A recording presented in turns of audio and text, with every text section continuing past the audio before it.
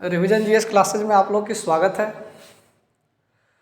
हम लोग पिछले क्लास में आधुनिक भारत के इतिहास में पढ़ रहे थे विदेशी कंपनी को भारत में आगमन, जिसमें हम लोग पहली कंपनी देख चुके थे पुर्तगाल, जो 1498 में वो भारत पहुंचा था, और दूसरी कंपनी था जो 1605 में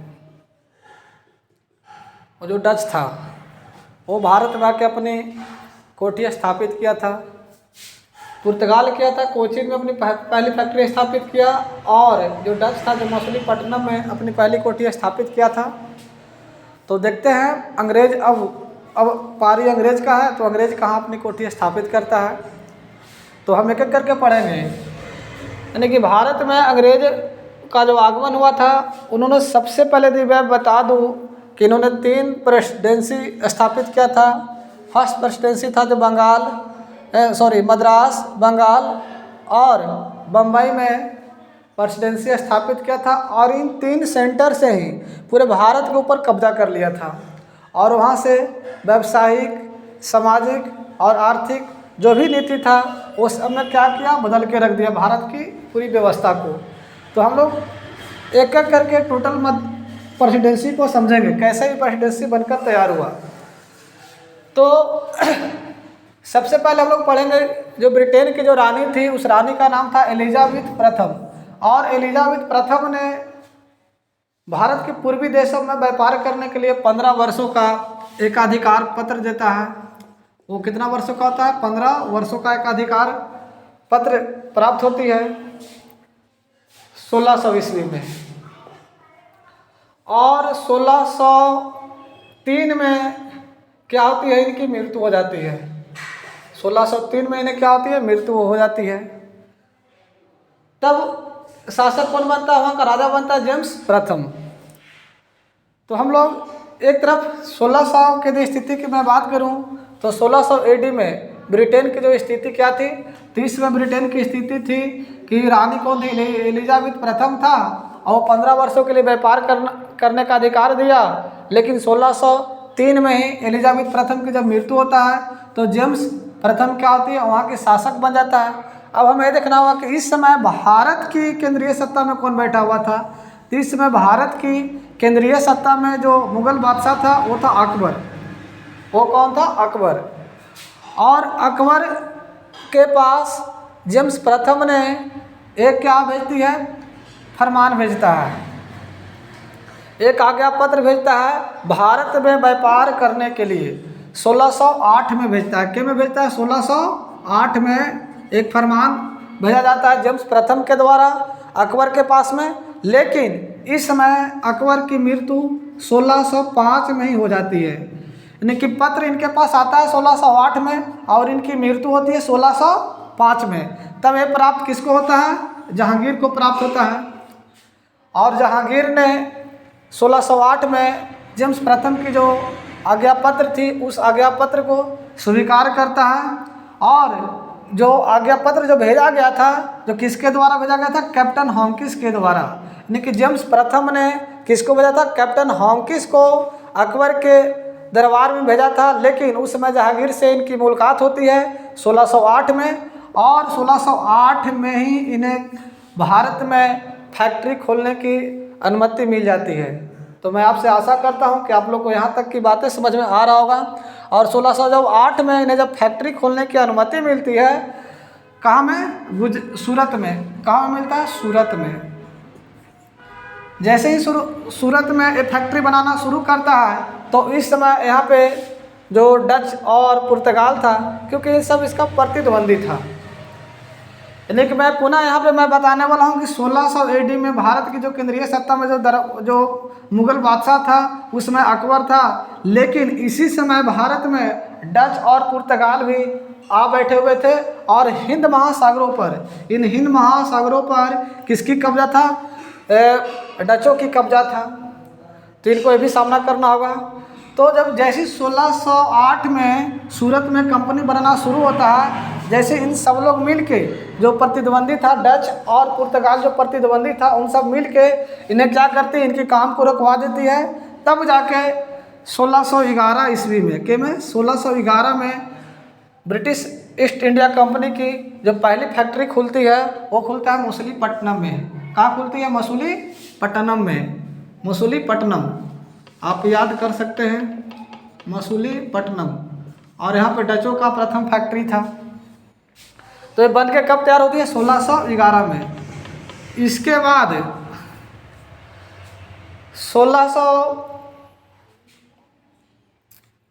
1612 में इन्हें क्या मिलती है? पुनः अनुमति मिल जाती है कंपनी खोलने का सूरत में। और एक कंपनी बनकर तैयार हो जाता है 1613 में। यानी कि कहा जाए आपसे कि ब्रिटिश की भारत में जो पहली कंपनी जो रहा, पहली कोठी कहाँ खुला? तो सूरत में खुला। लेकिन इस मछलीपट्टनम में दूसरी कोठी था, क्योंकि 1608 में बनने के लिए शुरू हो गया था, लेकिन 1611 में भले ही बन गया था, ये कार्य बंद थी, लेकिन 1613 में भी कार्य पूरा कर लिया गया था। इस प्रकार आपसे पूछे कि अंग्रेज़ों की भारत में प्रथम कोठी कहाँ में था? तो सूरत में था। अंग्रेज़ों की प्रथम कोठी कहाँ बनकर पूरा तैयार हो गया था? तो मद्रास मछलीपट्टनम में। और सूरत में बन के कब तैयार हुआ? तो 1613 में। इन्हें अनुमति कब मिली? तो 1612 में।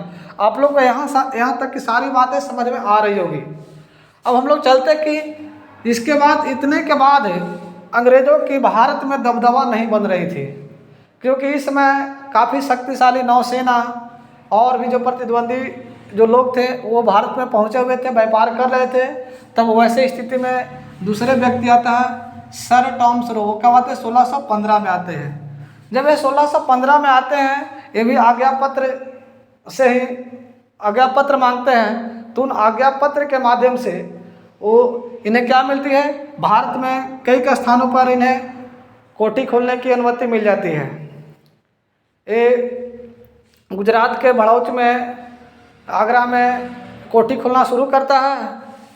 तब जाके इनके लिए एक सबसे बड़ा अवसर प्रदान होता है। भारतीय राजा जो गोलकुंडा के जो राजा होता है, उन शासकों के द्वारा 1632 में ये बहुत बड़ा क्या मिलता है इनके लिए? अंग्रेज़ों के लिए अवसर प्रदान होता है।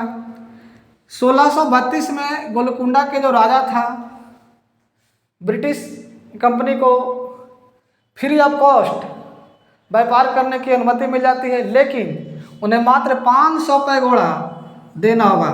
पैगोड़ा हम बताए थे, पैगोड़ा होता है जो डचों ने जो मद्रास में जो कंपनी स्थापित किया था पुलिकट में, मद्रास के पुलिकट में जो कंपनी स्थापित किया था, टकसाल खोलने वाली जो फैक्ट्री थी, उस फैक्ट्री से सोने एवं सोने की सिक्का जारी किया जाता था। उसी सोने के सिक्का को क्या बोलते थे? पैगोड़ा। तो और डचों से बनने वाली जो पैगोड़ा है, उन्हें 500 पैगोड़ा देना होगा। अंग्रेज को देना होगा। किसको? भारतीय शासक गोलकुंडा के शासक को देना होगा, और यहाँ पे मुक्त व्यापार कर सकता है, जो अंग्रेज़ों के लिए पहला शुभ अवसर मिला। इसके बाद 1639 में चंद्रगिरी के जो राजा है, वो मद्रास के किला को दे दिया कि जाइए आप वार्षिक 12,000 रुपये हमें दीजिएगा, और मद्रास के मछलीपट्टनम में आप कोठी खोल सकते हैं। तो बताइए ऐसे स्थिति में क्या होती है? यहाँ पे मछलीपट्टनम में, मद्रास में एक किला का निर्माण करता है अंग्रेज़ों के द्वारा। उस किला का नाम है Fort Saint George. Fort Saint George, और ये अंग्रेज़ों का प्रथम प्रेसिडेंसी होता है। तो मैं 3 प्रेसिडेंसी की बात करने वाला हूँ। तो यहाँ पे अंग्रेज़ों का प्रथम प्रेसिडेंसी कौन बना? मद्रास। कैसे बना?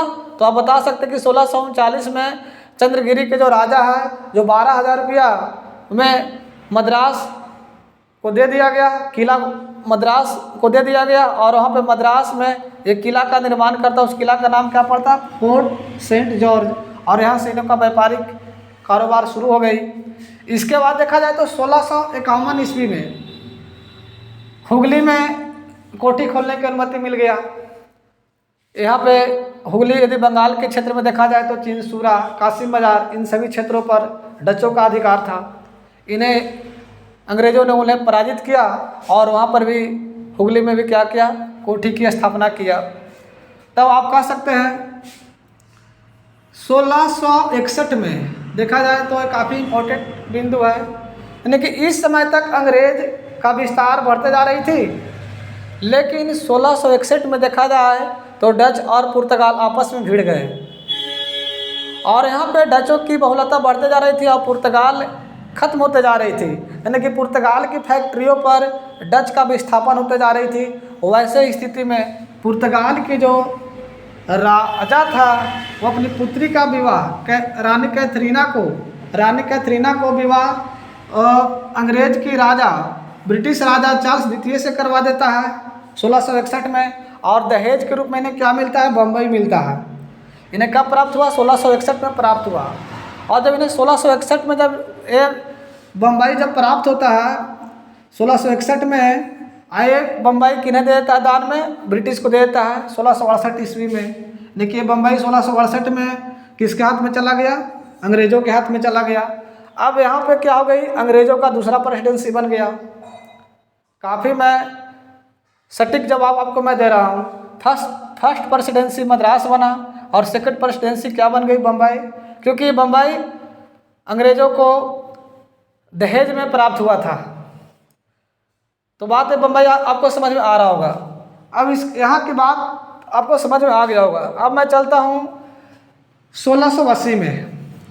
1680 में मुग़ल शासक औरंगजेब गद्दी पे बैठता है। जब औरंगजेब गद्दी पे बैठता है तो इन्होंने जजिया कर लेना शुरू किया और इन्होंने अंग्रेज़ों से फरमान जारी किया कि आपको 1.5% जजिया गैर मुस्लिम जो कर होता है वो आपको देना होगा। लेकिन अंग्रेज़ यहाँ पे देने से इनकार कर दिया, क्योंकि गोलकुंडा में इन्हें फ्री ऑफ कॉस्ट मुक्त व्यापार कर रहे थे। तो इन्हें लगा कि मुझे बंगाल में भी ये व्यवस्था मिलनी चाहिए। और जब औरंगजेब कोई लोग कर नहीं दे पाए उसके बाद इन्होंने कहा किया गलती कर बैठा। जो वहाँ का जो सेना था, अंग्रेजी जो सेना था, जो बंगाल के किला के ऊपर ये लोग चढ़ाई कर दिया। ये जानकारी जैसी केंद्रीय सत्ता औरंगजेब को जब मिलता है तो वहाँ से केंद्र से पुलिस भेजता है और पुलिस भेजने के बाद टोटल लोगों के भारत में पिटाई की जाती है। तब सारे अंग्रेज लोग सारे किले छोड़कर वो कहाँ भाग जाते हैं? एक द्वीप है, उस द्वीप का नाम है फुल्टा द्वीप। उस फुल्टा नामक द्वीप पे जाकर शरण लेता है तो अंग्रेज़ों की स्थिति खराब हो जाती है। तब ऐसे स्थिति में दूसरे एक अंग्रेज आते हैं, उसका नाम है जॉब चार्नक, जो काफ़ी यहाँ से परिवर्तन देखने के लिए मिलेगा। जॉब चार्नक ब्रिटिश अधिकारी ये भारत में आती है क्षमा याचना को लेकर। इन्होंने हमेशा शुरू से क्षमा के द्वारा ही भारत में प्रवेश किया है, ना कि डचों और पुर्तगालियों ने लुटेरों की तरह, डाकुओं की तरह, मारपीट की तरह भारत में एंट्री किया था। इन्होंने तो हमेशा याचना के द्वारा क्षमा याचना मांगना शुरू किया औरंगजेब से। तो बदले में उन्हें शर्त रखा गया कि आपको 1.5 लाख रुपए जुर्माना देना होगा। यदि आप 1.5 लाख रुपए जुर्माना देते हैं तो आपको भारत में पुनः कोठी खोलने की अनुमति दे दिया जाता है। अंग्रेज ने इसकी भरपाई किया और भारत की तमाम कोठियों पर जो अंग्रेज से छीन लिया गया था उन सब पे पुनः किसकी अधिकार हो जाता है? अंग्रेजों को पुनः स्थापित हो जाता है। तब 1698 में बंगाल की जो सूबेदार थी अजीमो शाह, ये अंग्रेजों का 3 गांव दान में दे दिया, सुल्तानाती, कालीकता और गोविंदपुर। एक आपको याद रखना होगा कि अजीमो शाह के द्वारा 3 गांव दान में दिया गया था, सुल्तानाती, कालीकता और गोविंदपुर। और इसी कालीकता पे एक शहर बनाया गया था जिसका नाम पड़ा कोलकाता, और कोलकाता में किला बनाया गया जिसका नाम पड़ा फोर्ट विलियम। यानी कि इस प्रकार आप देखा जाए तो इस प्रकार बंगालों पर भी किसका कब्जा हो गया? अंग्रेजों की कब्जा हो गया। तो यहाँ से 3 बात आपको बताए थे कि त्रिकोणीय प्रेसिडेंसी के द्वारा ही पूरे भारत की अर्थव्यवस्था को, पूरे भारत की राजनीतिक व्यवस्था को और धर्म को प्रभावित करने का काम किया कौन? अंग्रेज। और इनका जो 3 जगह प्रेसिडेंसी था, मद्रास, बम्बई और बंगाल, इन 3 प्रेसिडेंसियों के द्वारा ही पूरे भारत की व्यवसाय को, पूरे भारत की राजनीतिक दशा को प्रभावित करके रख दिया। तो इस प्रकार इन्हें 3 प्रेसिडेंसी प्राप्त हुआ। अब मैं देखता हूँ आपको 1707 में क्या होती है? औरंगजेब की मृत्यु हो जाती है। यहाँ तक आपकी बात समझ में आ रहा होगा। 1680 में औरंगजेब गद्दी पे आए थे और 1707 में औरंगजेब की मृत्यु होता है, जो मुगल बादशाह काफ़ी शक्तिशाली था। इनके मृत्यु के बाद 1717 में एक बादशाह आता, उस बादशाह का नाम होता है फारूक सियर। और जो फारूक सियर था जो एक बीमार शासक था, ये पीड़ा नामक बीमारी से ग्रसित था और इन्हें ग्रसित होने के कारण अंग्रेज़ों ने इसे इलाज कर देती है। जब इलाज करता है, जब इनकी इलाज ठीक होता है तो वह खुश होकर अंग्रेज़ों को एक दस्तक प्रणाली देता है, एक फरमान जारी करता है कि यदि आप हमें 3000 रुपया देते हैं तो आपको मैं बंगाल, बिहार, उड़ीसा में टैक्स फ्री कर दूंगा। यानी कि मुक्त व्यापार की अनुमति प्रदान कर दिया किसको? अंग्रेज़ों को, जो काफ़ी बढ़िया अवसर मिला। ये तो चाह रहा था कि हमारी स्थिति बढ़िया हो, तो इन्होंने कहा किया 3000 रुपया दिया और बिहार, उड़ीसा और बंगाल को उसमें अपने कब्जा में ले लिया। इसके बाद मात्र 10,000 रुपया लिया और सूरत जैसा जो डेवलपमेंट क्षेत्र था उसे भी अपने कब्जा में ले लिया। कौन? ब्रिटिश। इस प्रकार ब्रिटिश बढ़ते जा रहा है और कलकत्ता के क्षेत्र में इन्हें किराए पर रूम भी नहीं मिलता था, तो इन्हें रूम लेने की भी अनुमति मिल गया कि आप जाइए कलकत्ता में रह सकते हैं, वहाँ पे आप रूम ले सकते हैं किराए पे। इस यानी कि फारुखसियर को आते ही, ये फारुखसियर अंग्रेज़ों के चमचा ही थे, वो उनकी सारी बात सुन रहे थे और इनके वजह से ही भारत में अंग्रेज़ों का एंट्री बढ़ जाती है। और जो मुंबई में जो अंग्रेज़ों ने जो टकसाल स्थापित किया था, वो टकसाल से निकल जो सिक्के जारी किए जाते थे वो सोने और चांदी के नहीं बल्कि तांबे और चांदी का सिक्का जारी किया जाता था। उन्हें वैध घोषित कर दिया कि जाइए आपका मुग़ल दरबार में, मुग़ल व्यवस्था में ये सिक्का को भी वैध माना जाएगा, आप इसे भी व्यापार कर सकते हैं। तो इस प्रकार डच का जो सिक्का थी उनका वैल्यू घट गया, अब इनकी वैल्यू भी मिल गया, तो ये भी अपना ही व्यापार सिक्का से व्यापार करना शुरू किया। इनके यहाँ तक अंग्रेज अब माले माल होना शुरू हो गया। तब जाके 1717 में से कंपनी क्या होती गई, अंग्रेजी कंपनी लगातार विस्तार होते चला गया और 1757 में क्या होती है, प्लासी का युद्ध होता है। उस प्लासी का युद्ध भी निर्णायक युद्ध होता है। उस युद्ध में सिराजुद्दौला की हार होती है, वो भी गद्दारी से उस युद्ध को जीत लिया जाता है। 1764 में बक्सर का युद्ध होता है, उस युद्ध में भी वही नीति अपनाता है जो 1757 में सिराजुद्दौला के साथ हुआ था। और उस बक्सर के युद्ध में भी अंग्रेज़ों का जीत होता है और वहाँ पे शाह आलम द्वितीय और जो सुजाउद्दीन और कौन थे, मीर कासिम, इन सबकी सेना हार जाती है और पूरे भारत में अब अंग्रेज़ों की क्या हो जाती है, कब्जा हो जाती है। राजनीतिक एवं आर्थिक सामाजिक सब पे किनका अधिकार हो जाता है, अंग्रेज़ों का हो जाता है। इस प्रकार हम लोग अंग्रेज़ों को बारे में पढ़े। तो सबसे पहले मैं बता दूं कि जो रानी एलिजाबेथ प्रथम थी वो 15 वर्षों के लिए एक अधिकार पत्र देता है, लेकिन आते ही 1603 में उनकी मृत्यु होता है और 1608 में क्या होती है, जो भारत में जो मुग़ल बादशाह होता है वहाँ पे कौन बैठे हुए थे, अकबर नहीं, जहांगीर बैठे हुए थे, लेकिन वो अकबर के दरबार में आज्ञा पत्र भेजता है, लेकिन प्राप्त किसको होता है, जहांगीर को होता है। और वो कौन होता है, टॉम हॉकिंस दरबार में आते हैं और उन्हें 400 मनसबदारी व्यवस्था देकर जागीर के पद पर बैठा के उन्हें क्या मिलती है, उन्हें द्विभाषीय गुण होने के कारण उन्हें अपने शरण में ले लिया और 300 वर्षों तक जेम्स हॉकिंस है जो भारत में रहा और कोठियाँ खोलना, पहली कोठी कहाँ स्थापित किया, सूरत में 1608 में, लेकिन 1611 में मछलीपट्टनम में अपनी कंपनी स्थापित किया, लेकिन फिर पुनः अनुमति मिलता है 1612 में। जब अनुमति मिलता है तो 1613 में कंपनी फिर कहाँ खुल जाती है, सूरत में। यानी कि इस प्रकार जो हम आपको इतना सारा जो लेक्चर दिए, ये आपको यदि समझ में आ रहा होगा तो आप हमारे चैनल को ज़रूर सब्सक्राइब करें, लाइक करें और दोस्तों के पास आप ज़रूर शेयर